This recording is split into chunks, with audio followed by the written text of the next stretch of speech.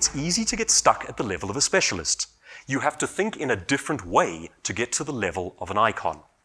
And your fees should be tied to the value that you offer, not the hours you work. It takes a bit of courage to get around that idea. I can tell you now that I struggle with it, but it is important to struggle with it and to win. Experts sell by value. Number 2. I always have a Nigella Lawson slide on the screen. My wife and I watch her show religiously, but for vastly different reasons. Amateurs sell a product, experts model an ideal.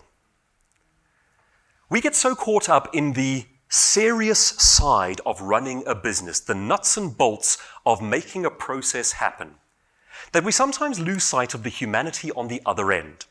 People don't come to us to buy a product. They come to us because they see themselves living a certain life.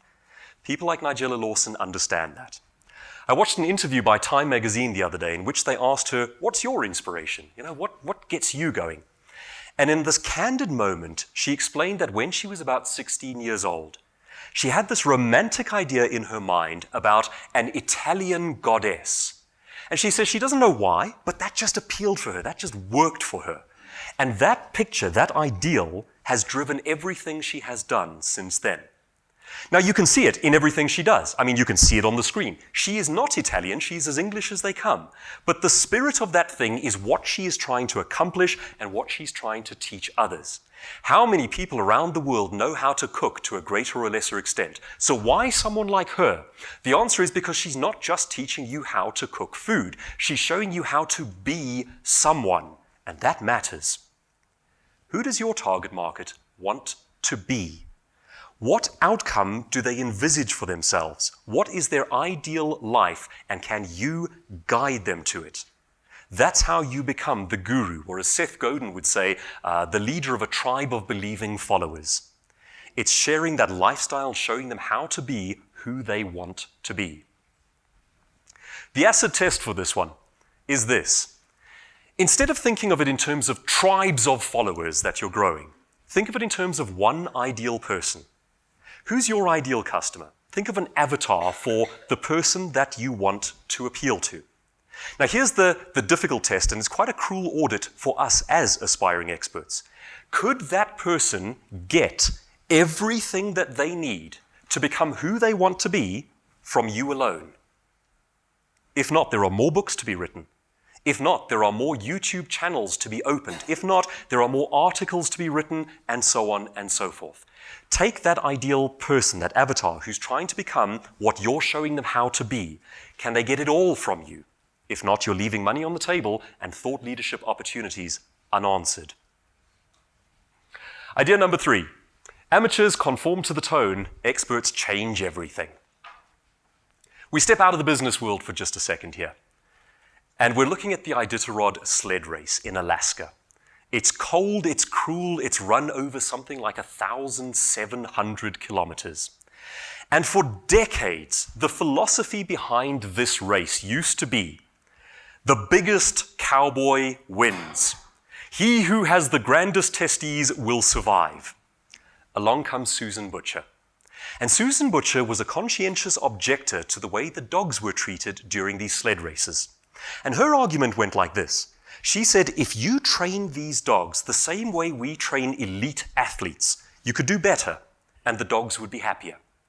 And nobody took her seriously. She went off, she trained her dogs, she did things the way that she thought it should be done, and the men laughed at her until she creamed them and won the race. And then the next year, she won the race again. And then she won the race a third time, and then she won it a fourth time, and suddenly people weren't laughing anymore. And the whole thing had to change to the way she did it, because it was so much better. What's the tone? What's the norm? What are the minimum expected levels in your industry? What if you brought such unexpected excellence to an area that doesn't see it coming that you changed the game? Could you do that? What if you changed the tone and became an industry leader as a result? Could you out-care the competition? Idea number 4. Amateurs slap on photos, experts craft a narrative. These days, we're pretty much all on social media, or at the very least, we're using some kind of visual to make our ideas come alive for people.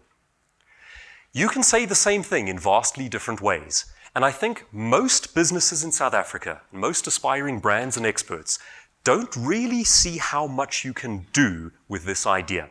Let me show you what I mean. You could say, I'm a magician, and it's true, and the photo shows it, and it doesn't look like the kind of thing that's going to earn a lot of money. Or you can say exactly the same words but change the visuals and say, I'm a magician. What are your visuals saying to the world? What tone, what level are they aimed at? You could say, we run a business. Or equally, you could say, we run a business. Whenever I do any sort of personal coaching with businesses, this is the first thing I look for, what I call mom and pop store betrayers. And I had such an interesting example of one a little while ago. A husband and wife team. They started their business in the kitchen of their home, and they were justly proud of this business. It grew into a multinational enterprise. They were seriously prospering. You go onto their website, the first thing you see was the two of them packing boxes in their kitchen. Now, like I say, they were justly proud of their humble origins, but that's not the tone you want to convey. We all know that Bill Gates started Microsoft in his garage. If you go onto the Microsoft website, that's not the first thing you're going to see. That kind of charming, human, humble origin story is fantastic for when they interview you on CNN. It is wrong for your visuals. You could say, we sell cars, or you could say, we sell cars. And it changes things. We want to aim for premium level perceptions. It changes your pricing, it changes your equity, it changes how the market perceives you. And to become the top level player, the expert, the icon, that's what we're after. Idea number 5, experts add a unique signature.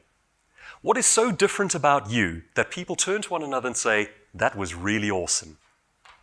I came across this little meme on social media the other day. I have no idea what they sell. It could be timeshare, it could be holidays, it could be donuts, it could be yellow paint, I have no idea. But if you walk past that, wouldn't you have to know? There's something special going on there. There's a little bit of art, there's a bit of poetry. There is some attention to detail that says there's something special going on here. It's amazing what you can do with a little bit of thought if your heart is in it. What are your current touch points with your clients? What are your current touch points with your market? Are you losing opportunities there by not doing something memorable?